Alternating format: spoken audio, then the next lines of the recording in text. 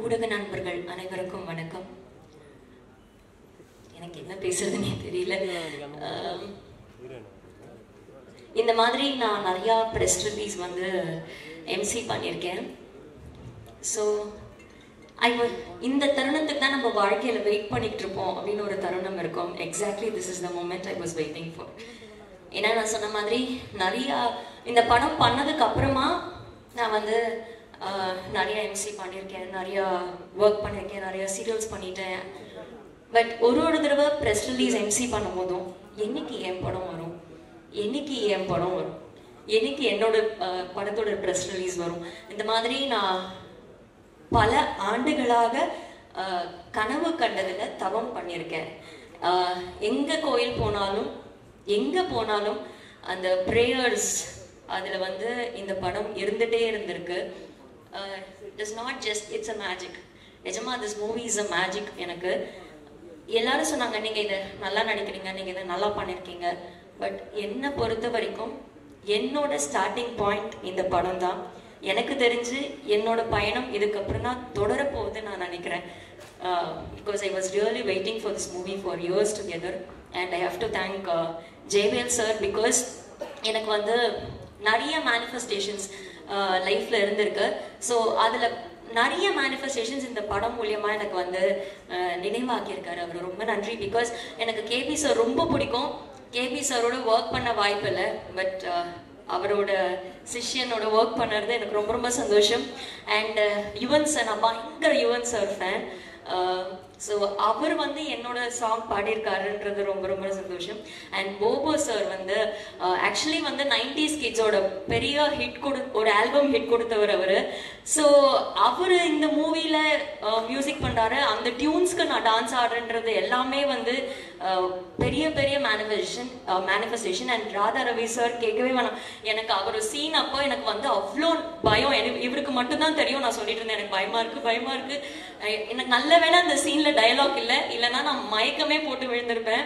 ஏன்னா first time எனக்கு வந்து அவரை பார்க்குறப்போ ஒரு லெஜெண்டரி ஆக்டரோட first frame, because years back அதை நான் பண்ணேன். அண்ட் நிஜமாவே அவ்வளோ பயமா இருந்தது sir. But you made it so simple. Thank you so much. And இங்கே இருக்கிற எல்லாருக்குமே ரொம்ப நன்றி. அண்ட் மெயினாக என்ன ரசிக்க வச்ச ஸ்ரீராம் சாருக்கு ரொம்ப ரொம்ப ரொம்ப நன்றி. ஒரு ஃப்ரேமும் அவ்வளோ அழகாக எனக்கு வச்சிருந்தாரு. ஒரு ஃப்ரேமும் நான் whenever I'm low, I just இந்த மூவிலேருந்து ஏதாவது ஒரு கிளிப்பிங் இருந்தால் எடுத்து பார்ப்பேன். See how beautiful I am. I have more things to do in life அப்படின்னு அந்த ஃப்ரேம்ஸ் வந்து என்னை நிறைய தடவை வந்து ஊக்குவிச்சிருக்கு அப்படின்னு தான் சொல்லணும்.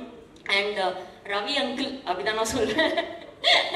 ஸோ அவரோட நான் நிறைய ஒர்க் பண்ணியிருக்கேன். இந்த படத்தையும் ஒர்க் பண்ணும் போது it was so good. And இதெல்லாம் தாண்டி அண்ட் சார் சொன்ன மாதிரி ஒரு பக்கம் ஷூட் போயிட்டே இருக்கிறப்போ ஒரு பக்கம் வந்து கலவரம் நடந்துகிட்டே இருக்கும் அப்படின்னாரு. பட் அதை தாண்டி அந்த மக்கள் இப்போ ஏதாவது ஷூட்டிங் போனால் அவங்க வந்து அவங்க வீட்டு பொண்ணு மாதிரி பார்த்துப்பாங்க.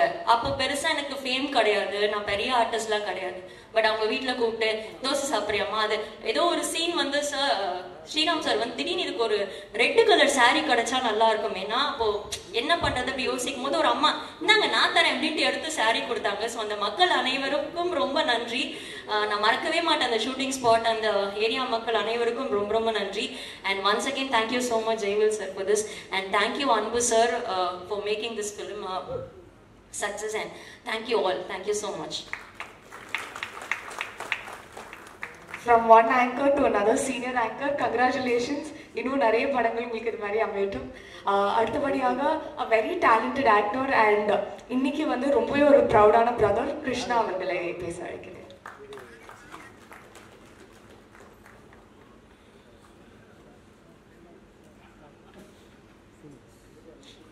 எல்லாருக்கும் வணக்கம். கரெக்டாக என்ன பேச தெரியல. இந்த படம் வந்து ஆரம்பிக்கிறதுலேருந்து இன்னி வரைக்கும் எல்லா ஸ்டேஜஸுக்குமே ஜெயவேலும் சரி சங்கரும் சரி என்னை வந்து பார்ப்பாங்க, அண்ணனும் வந்து பார்ப்பாங்க. அண்ணன் வந்து இந்த ஃபங்க்ஷன் நான் நீங்கள் வரலன்னா எங்கள் பின்னி இருக்காங்க, எங்கள் அம்மாவோட சிஸ்டர் உஷா இருக்காங்க, கடை வச்சுருப்பாங்க வீட்டில். ஏன்னா எங்கள் வீட்டுக்கு அடிக்கடி வருவாங்க. பின்னி நான் வந்துட்டேன், எங்கள் அண்ணன் ஊரில் இல்லை, ஸோ அதனால் வர முடியல. So sorry. இது ஒரு ஃபேமிலி ஃபங்க்ஷன். ஆக்சுவலாக நான் சங்கர் இருக்கான், என் தம்பி ஜேபி சார், சார் நிருஷன், எல்லாருமே தெரிஞ்சவங்க தான். அங்கே ஸ்ரீதர் மாஸ்டர், பாபி மாஸ்டர், சொல்லிக்கிட்டே போகலாம். ரவி சார், ஸோ கண்டிப்பாக இந்த படத்துக்கு சப்போர்ட் பண்ணணும். எனக்கு இந்த பெரிய படம் சின்ன படம் இந்த கான்செப்ட் எனக்கு தெரியாது. ஓடுற படம் ஓடாத படம் தான் இருக்குது. ஏன்னா நல்ல கதை அப்படின்னா எல்லாருமே சப்போர்ட் பண்ணுவாங்க. ஜானஜான் சார் பண்ணிக்காரு. கவியத்தில் வந்து என்னுடைய ஃபர்ஸ்ட் படத்தில் வில்லன். ஸோ அவ்வளோ சீனியர் ஆக்டர், புது பையன் என்ன பண்ணிட்டு போகிறாங்களோ யோசிக்காமல் கதை நல்லா தான் பண்ணுறாங்க. ஸோ தேங்க்யூ சப்போர்ட்டிங் மை தம்பி. கண்டிப்பாக இந்த படம் தேட்டரில் பாருங்க, நல்லா இருக்குது, நான் பார்த்தேன். So all the best guys. Shankar all the பெஸ்டா. தேங்க்யூ. தேங்க்யூ. பன்முக கலைஞர், அதுக்கப்புறம் டப்பிங் சங்கத்தில் வந்து ரொம்பவே ஒரு இம்பார்ட்டண்டான ரோலில் இருக்கிற தலைவர். எஸ் சார், நீங்கள் தான் சார். Very big fan of your work and please சில வார்த்தைகள் ப்ளீஸ்.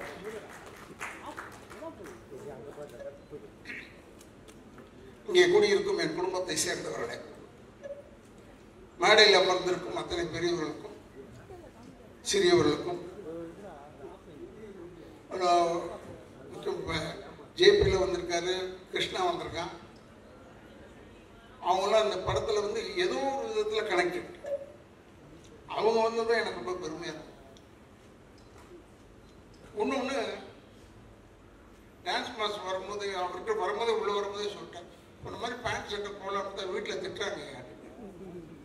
உண்மையில் அந்தளவுக்கு இருக்கு. அவருக்கு போட்டால் தான் அழகாக இருக்கு. அப்படிப்பட்ட ஒரு நல்ல மனிதன்.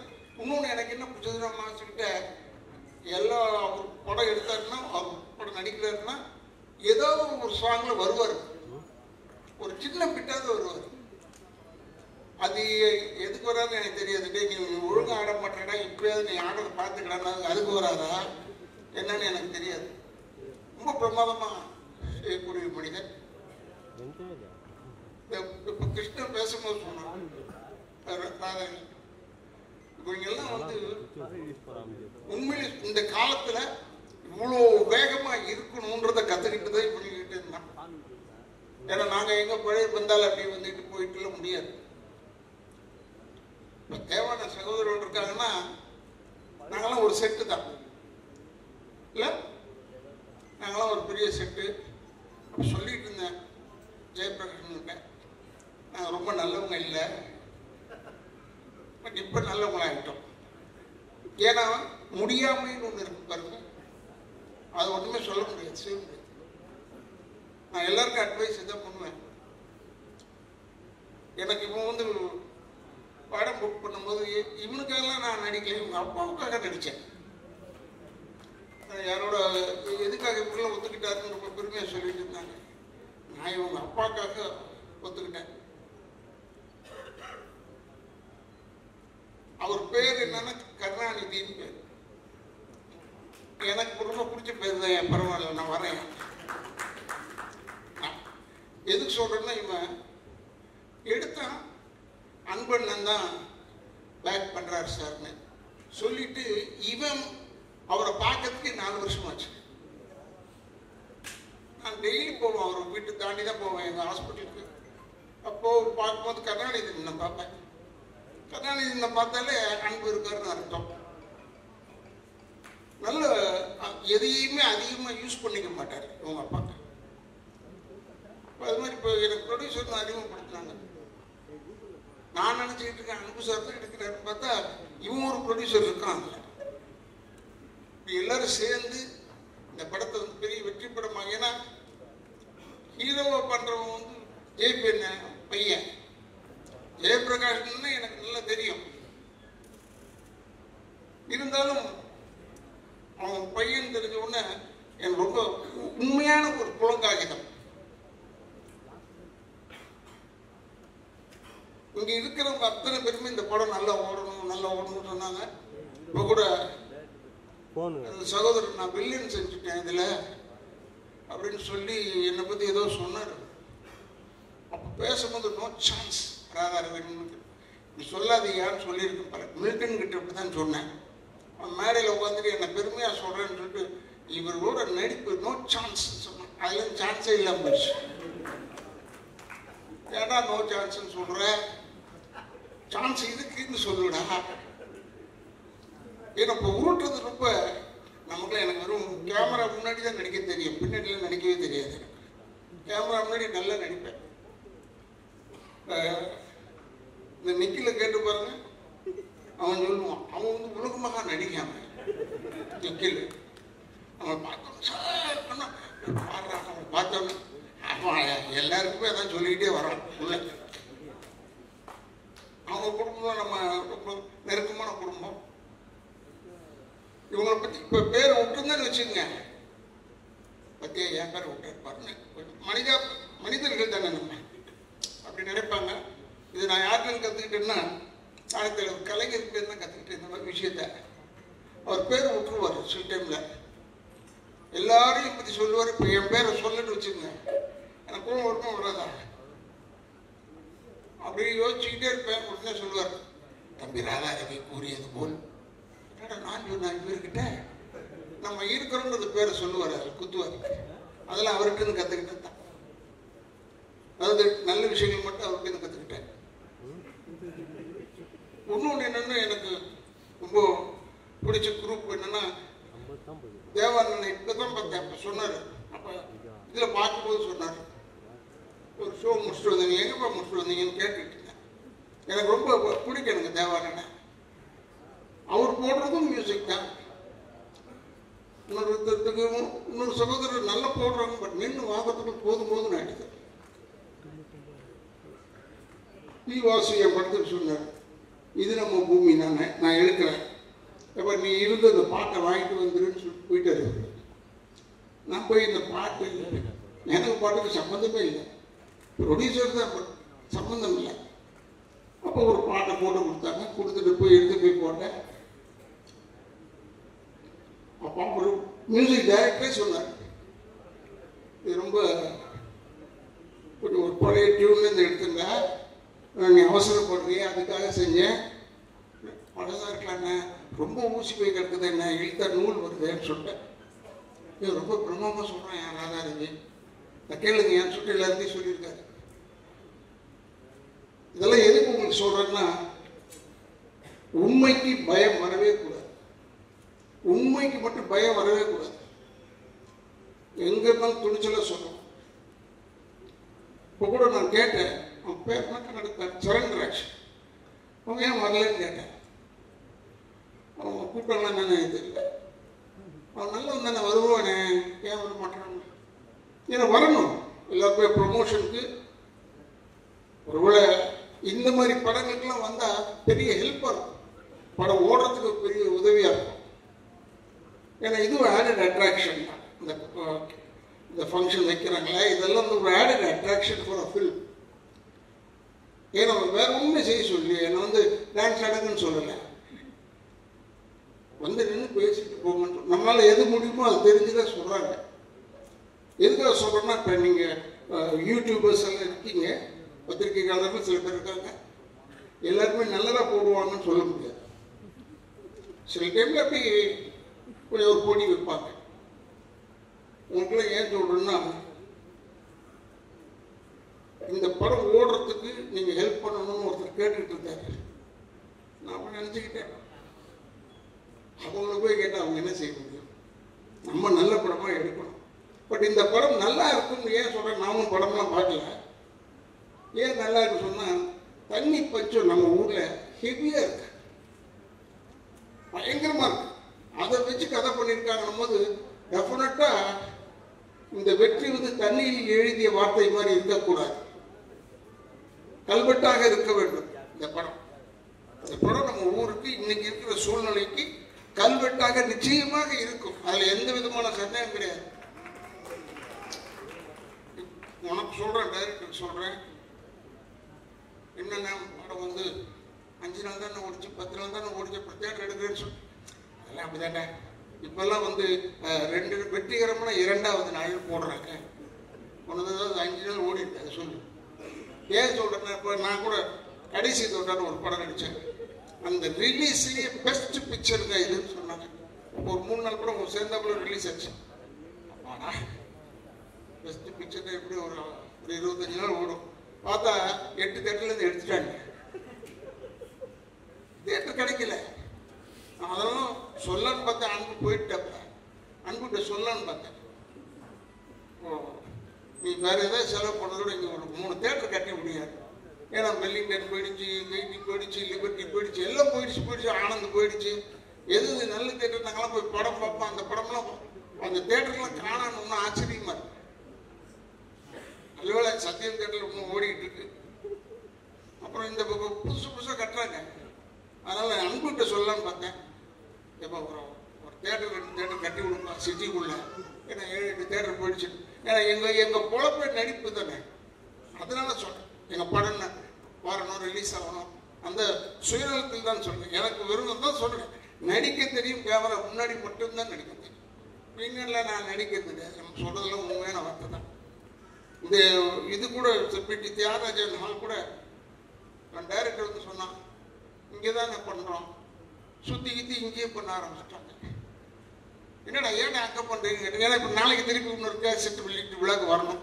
அதில் வேற நான் நடித்து தொலைஞ்சிருக்கேன். எனக்கு உண்மையிலேயே இளைஞர்களுக்கு இடம் கொடுப்போம், நம்ம சொல்லவே தேவையில்லை, ஆட்டோமேட்டிக்காக தள்ளி விட்டுருவாங்க போல இருக்கு. நம்ம அவ்வளோ பேர் வந்தவங்க பேர் வில்லன் செய்யறேன்னு சொல்லிட்டா நமக்கு ஒரு சின்ன கிரேடு கொடுத்துருக்காங்க. அது அவங்களுக்கு தெரியல. முதல்ல நானே தான் நேராக போய் பொண்ணை தூக்கிக்கிட்டோ குடும்பத்தை கெடுத்துக்கிட்டோ ஏதோ இருப்பேன். இப்போ அது கிடையாது, ஆர்டர் பண்ணுறது தான். போய் அவங்களெல்லாம் போய் கெடு, போய் இந்த குடும்பத்தை கெடு, வெறும் ஆர்டர் பண்ணுறதோட விட்டாங்க. ஏன்னா இவர் வச்சு கூப்பிட்டு போய் ஓடணும் வரணும் வேணாம், சொல்ல சொல்லுன்னு சொல்கிறேன். அதுக்குன்னு வச்சிருக்கேன் ஆளுங்களை இப்போ கெடுக்கிறதுக்குன்னு. ஆனால் நான் உண்மையை சொல்கிறேன், கெடுக்கிறதுக்குன்னு நீ நினைக்க தமிழ்நாட்டு மக்கள் மாதிரி அறிவாளிங்க யாருமே கிடையாது. நானும் விஜயகாந்தும் அலைவோசைன்னு அதில் மேட்டுப்பாளையத்தில் எடுத்துகிட்டு இருந்தோம். இந்த கல்லார் ஸ்டேஷன் போய் எடுத்த காட்டுக்குள்ளே போய் கூட்டம் வரக்கூடாது ஃபைட் எடுத்துக்கிட்டு இருந்தோம். அங்கே ஒரு 6 பொம்மை வந்துருச்சு படம் பார்க்க, ஷூட்டிங் பார்க்க. பார்த்து விஜயகாந்த் பக்கத்தில் உட்காந்துட்டு, தம்பி நீங்கள் ராதாரவியில் நம்பாதீங்க தம்பி, பக்கத்தில் போய் சிகரெட் குடிச்சுக்கிட்டே இருந்தேன். ஏமா நான் தான் ராதாரவி, அது தெரியும் தம்பி, நீ தானே தெரிஞ்சுக்கிட்டு சொல்லுது தான். அப்போ நான் நினச்சேன் நம்ம கேரக்டர் சக்ஸஸ். அப்பாடா பயப்படுறாங்களே அந்த அளவுக்கு. ஏன்னா PS வீரப்பண்ணனை பற்றி சொல்லியிருக்காங்க, நம்பியார் சாமியை பற்றி சொல்லியிருக்காங்க, எங்கள் அப்பாவெல்லாம் பற்றிலாம் சொல்லியிருக்காங்க. பட் நம்மளை பற்றி இப்படி நேரம் சொல்லும்போது எனக்கு பெரிய சந்தோஷம். மேக்கப்ன்றது நானாக கொஞ்சம் யோசிச்சு செய்வேன். டைரக்ட் தப்பாக இருக்கக்கூடாது. அமரன் படத்துக்கு இப்படி தான் இந்த முடியை ஷார்ட் ஆக்கி ப்ளீச் பண்ணேன், வெள்ளை ஆகணும்னு. ப்ளீச் பண்ணி இந்த கண்ணு ரெப்பையே கிழிஞ்சு போச்சு. அப்போ அந்த ட்ரெஸ் எல்லாம் மாட்டிட்டு பல்லெல்லாம் போட்டுட்டு அப்படியே வந்தேன். காரில் ஹார்பருக்கு போகணும், 12வது நம்பர் கேட் தான் உள்ள. அது போகிறதுக்கு முன்னாடி போலீஸ் நிறுத்தி தூர்தர்ஷன் வழியே சுற்றி போங்கன்னு சொல்லிட்டான். அப்போ என்ன பார்த்து சொன்னான், டே சேட்டு சுற்றி போ சொன்னேன். வெற்றி ஆகிட்டப்பா. ஏன்னா அவன் என்னை பார்த்து டே சேட்டுன்னு சொல்கிறான். சாதாரணமாக பார்த்துருந்தா சொல்ல மாட்டான். இது எதுக்காக சொல்கிறேன்னா, படத்தில் நடித்து பேர் கிடைக்கும்ன்றது ஒன்று இருக்கட்டும். இப்போ படங்கள் வந்து பெருசாக நிறைய படம் வந்துக்கிட்டே இருக்கு. 200 படம் நின்னாலும் தப்பு சொல்கிறாங்க, 200 படம் வந்தாலும் நான் தப்பு சொல்கிறேன். வந்துக்கிட்டே இருக்கு, ரெடியாக இருக்காங்க. சுட சுட சீட்டு சூடு அப்படியே இருக்கு, படம் மட்டும் வந்துக்கிட்டே இருக்கு. அது கொஞ்சம் அடங்கணும் இல்லை? அதுக்காக சொல்கிறேங்க, இதெல்லாம் பற்றி ஒரி பண்ணாமல் இந்த படத்தை எடுங்க கொடுங்க, வெற்றி ஆகணும். எல்லாருக்கும் எனக்கு கூட ஆசை தான், 100 நாள் ஓடனா எனக்கு பெருமையாக இருக்கும். நிறைய படம் ஓடணும், இவனுக்கு நிறைய படம் வரணும். டைரக்டர் இந்த டீமுக்கு நல்ல டீம், வந்து யங்ஸ்டர்ஸ் டீம். இந்த கேமராமேனை காமிச்சாங்க, இப்போ தான் பார்த்தேன் நான். அவர்கிட்ட சொல்லிட்டு இருந்தேன், இருக்கிறதுலேயே ஒன்றான ஒரு ஒர்ஸ்ட்டு கேமராமேன் தான். Worst cameraman. அவருக்கு பர்ஃபெக்டாகி வர வரைக்கும் விட மாட்டாங்க. சாப்பிட்டுட்டாங்க என்னெல்லாம் என்கிட்ட பேசுறதுக்கே யோசிப்பாங்க. இவன் வந்து கேமராமேனை தட்டி விட்டுருவான். கேமராமேன் வந்து சார் இங்கே நிற்கிற சார், இப்படி திரும்பணும் சார்னா சொல்லுவார். என்ன இது இளவா போச்சுங்க, யார் அவன் கேமராமேனை பண்ணுறது?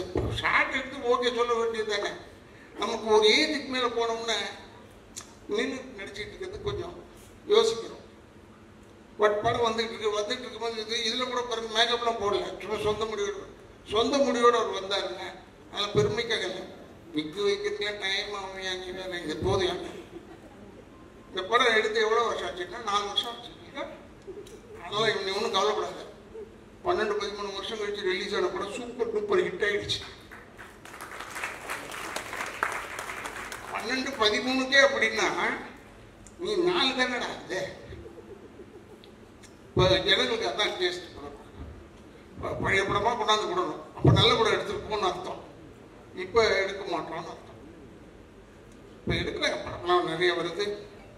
என்ன அவன் பேரையும் ஹீரோ ஹீரோயின் பேரை தெரிஞ்சுக்கிறதுக்குள்ள போதும் போதும்னு ஆயிடுது எனக்கு. மற்றவங்களை பற்றி சொல்லலை. ஏன்னா நான் எல்லாரோடையும் பேரை சொல்லி அன்பா பேர் விற்கிறதே அடையாளத்துக்கு தானே. இந்த பேர் இல்லாமல் சொல்வது எனக்கு அவ்வளோ ஒத்து வராது. அதனால இந்த படம் வந்து இந்த படத்தில் கூட வீட்டில் கூட கேட்குறாங்க, என்ன படத்துக்கு போறீங்க? கேசட் வெளியிட்டு படம் பேரு தெரியல. என்ன பண்ணா டைரக்டர் பேர் தெரியுது, எல்லாரும் பேரும் தெரியும், படம் பேர் தெரியல. அப்புறம் இங்கே தான் வந்து பார்த்தேன் வருணன் இல்லை. வருணன்னா ஏதோ தண்ணி சம்பந்தமாகவோ இல்லை மழை சம்பந்தமாகவோ இருக்கும்னு நினைக்கிறேன். எனக்கு அவ்வளோ தூரம் தமிழ் தெரியாது, அதுக்காக. ஏன்னா எனக்கு அவ்வளோ கிளியராக இதை யோசிக்கிறதுக்குள்ள காரில் போகும்போதே நாங்கள்லாம் டைட்டில் வச்சுருப்போம். அப்போல்லாம் வந்து காரில் அப்படி போகும்போது பாஸ் ஆகும்போது படிச்சுக்குவோம் டைட்டில். இப்போ அப்படி இல்லை, போய் அடுத்த தெருவில் போய் நின்று படித்து யோசிக்க வேண்டிய இதாண்டா டைட்டிலாக இருக்கும்னு. இப்போ நிறைய வந்துருச்சு டைட்டில்லாம். திருப்பி அமரன் வந்தது, அதே மாதிரி வருத்தமில்லா வாலிபர் சங்கம் எல்லாம் வர ஆரம்பிச்சிருச்சு. அதெல்லாம் கொஞ்சம் நல்ல டைட்டில் போல. ஆனால் நீங்கள் எதுவுமே இல்லாமல் வருணன்னு பேர் வச்சு இது வாயில் நுழையில நின்று படிப்பாங்க. வருணன் இதை படித்தா அந்த படம் ஓடும். ஏன்னா அதுக்கு தான் இவங்க டைட்டில் இப்படி வைக்கிறாங்களான்னு தெரியல எனக்கு. கொஞ்சம் நேரம் நின்று பார்க்கறதுக்காக இருக்கட்டும். சும்மா விட்டோம்னா போயிடுவாங்க எனக்கு. நல்ல ஒரு பிரமாதமான படம். குழந்தை சொல்லிச்சு, நீங்கள் ஒரு ராதாரவியோட நின்று சேர்த்துக்க பயமா ஏமா இப்படி சொல்லி ஒதுக்கிடுறீங்க. நான் உன்னை ஏதாவது தொட்டு பார்த்தனா? தொட கூட நான் என்ன செஞ்சேன், படம் பார்த்தேன், நடிப்புக்காக பார்த்துருப்பேன். இப்படிலாம் நீங்கள் சொல்லி இல்லை கடைசியில் இல்லை சார் ராதாரவி போடலாம், இவங்க பயப்படுறாங்க சார் நடிக்கிறதுக்கு சொன்னால் என் பொழப்பு. அதனால் இனிமேல் சொல்லுங்கள் ஃப்ரெண்ட்லியாக அவரோட இருப்போம், நல்லா பேசுவார் அப்படின்னு ஏதாவது சொல்லுங்கள். சொன்னால் தானே என்னை போடுவாங்க, இல்லைன்னா போட மாட்டேன் என்று சொல்லி எனக்கு இப்படி ஒரு பெரிய வாய்ப்பு கொடுத்து டைரக்டர், ப்ரொடியூசர் எல்லாருக்கும் அன்பண்ண சேர்த்து எல்லாரையும் சொல்கிறேன். எல்லாருக்கும் நன்றி. பத்திரிகையாளர் நண்பர்கள் இந்த இடத்தை அளித்திருக்கும் நிர்வாகத்திற்கும் சிறந்தாழ்ந்த நன்றியும் என் குடும்பத்தின் சார்பாக நன்றியும் சொல்லி, அடுத்த முறை படம் எடுக்கும்போது மேக்சிமம் நீங்கள் எப்படி டப் பண்ணுறீங்க படத்தை, மற்ற லாங்குவேஜ்லையும் டப் பண்ண தானே போகிறோம். அதுக்கே முதல்ல வந்தவுடனே டப்பிங் ஆர்டிஸ்ட் ஏன் கூப்பிடுறீங்க? சில பேர் நடிக்க வச்சுருக்காங்க, அவங்க எல்லாமே டப் பண்ணுறாங்க, அவங்களே பேச சொல்லுங்க என்று சொல்லி எனக்கு இவ்வளோதான் அறிவுரை. இன்னொன்று, இளைஞர்கள் தயவுசெய்து தாய் தந்தையரை முதியோர் இல்லத்தில் சேர்த்து விடாதீர்கள். கடைசிக்கு குடும்பத்தை காப்பாற்றுங்க, அவங்களை மட்டும் விட்டுறாதீங்க. தாய் தந்தையரை வணங்கி கொண்டிருந்தால் அதே ஒரு பெரிய ஆசீர்வாதம் என்று கூறி எனக்கு வாய்ப்பு கொடுத்ததற்கு நன்றி நன்றி நன்றி.